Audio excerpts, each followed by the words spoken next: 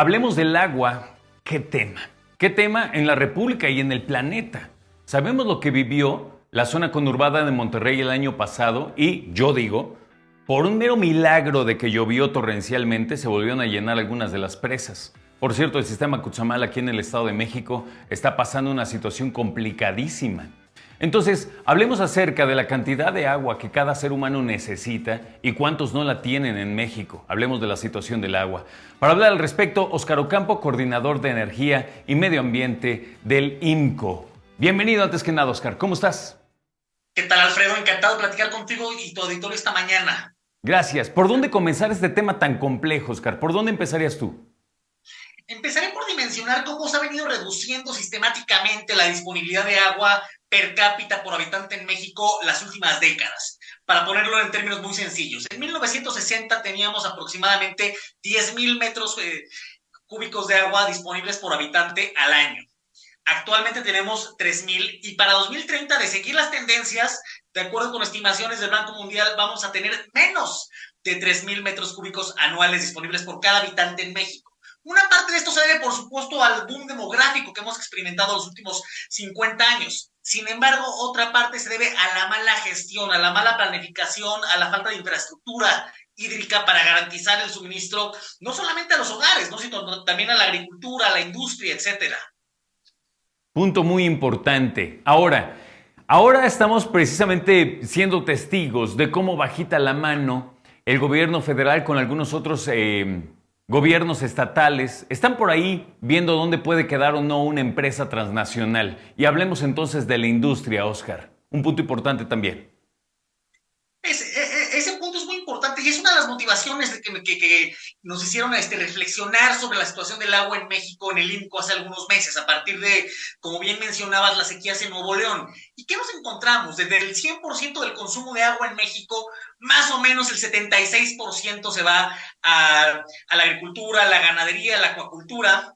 Más o menos el 15% al abastecimiento público, que es los hogares, los pequeños negocios, los comercios, y únicamente el 5% lo consume la gran industria, ¿no? Así es que su porcentaje es relativamente menor y por ejemplo, la empresa transnacional de la que estás hablando, el día de ayer publicamos en el INCO una estimación sobre cuánto impactaría la disponibilidad de agua en caso de instalarse, por ejemplo, en Nuevo León, ¿no? Porque es el estado donde más había hablado, y el resultado es que, por ejemplo, el impacto es de 0,01% en la disponibilidad de agua de Nuevo León, ¿no? Así es que creemos que es muy importante, primero que nada, tener la fotografía de dónde está el problema y dónde no necesariamente tendría un impacto tan significativo.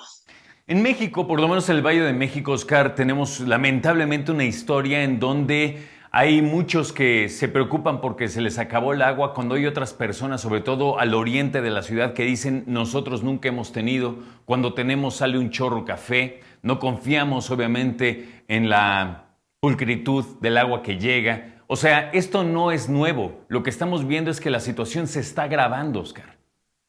Así es, bueno, por ahí dicen que el agua es el pecado original de la Ciudad de México. Correcto. Esto no es nuevo, pero bien dices, se está agravando. ¿Por qué? Porque el acuífero sobre el que está la Ciudad de México está sobreexplotado. ¿Y a qué nos referimos con eso?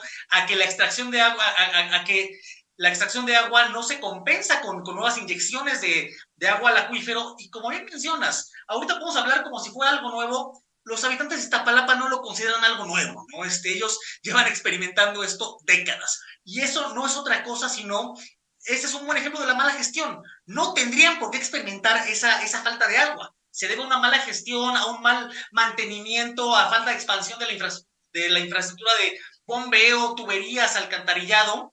Y bueno, es ahí es donde deberíamos de enfocarnos, ¿no? ¿Cómo mejoramos la gestión?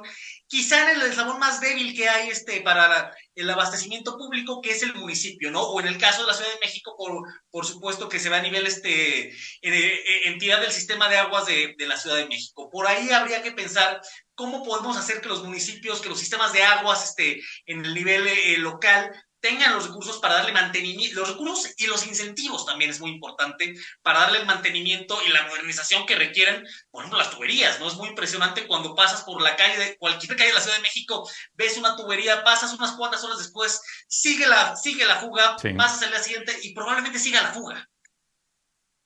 Tienes toda la razón, te escucho, me uno y es algo, además de indignante, es preocupante porque, a ver, en lo que me estás platicando, cualquier nivel del cual hablemos de agua es preocupante. Desde una serie de presas que se están secando o que está bajando el nivel, pasando por la trayectoria que recorre el agua para entregarse, digamos, al servicio, en donde dice la autoridad cerca de la mitad del agua se ven fugas, y llegando al servicio propio, en donde nosotros no sabemos cuidarla, también es la verdad. Entonces, ¿en cuál concentrarnos y qué hacer para tratar de cuidar esto? Que, por cierto, estamos en época de secas y apenas estamos empezando, Oscar.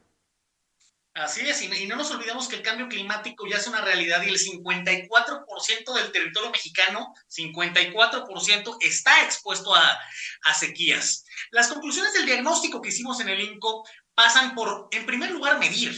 Es muy impresionante, pero en México la medición del consumo de agua es muy deficiente. Por ejemplo, al sector agropecuario, sabemos cuánta agua se asignó, cuánto está concesionado, pero no sabemos el consumo real. Y si tú no conoces el consumo real, no tienes forma de saber si el consumo está siendo eficiente o no está siendo eficiente. Primer punto. También medir, por ejemplo, en el abastecimiento público, ¿no? No es raro que te llegue tu recibo del agua y tú no sepas si realmente es tu consumo lo que estás pagando o es un promedio, por ejemplo, del edificio donde vives. Claro. Primer punto, medir correctamente. Segundo punto, la delimitación de los acuíferos, que son las aguas subterráneas, más o menos el 40% del agua en este país, realmente responde a la división política del país, no responde a la división geofísica, a los cauces naturales, a las formaciones geológicas rocosas donde se encuentra el agua.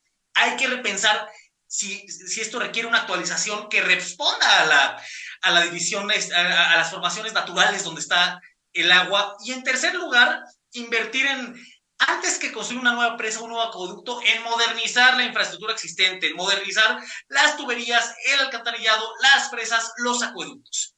Esas son tres primeros pasos para empezar a corregir este problema y evitar llegar a una situación más crítica. Perfecto. Oscar, gracias por tu tiempo. Que tengas muy buen jueves.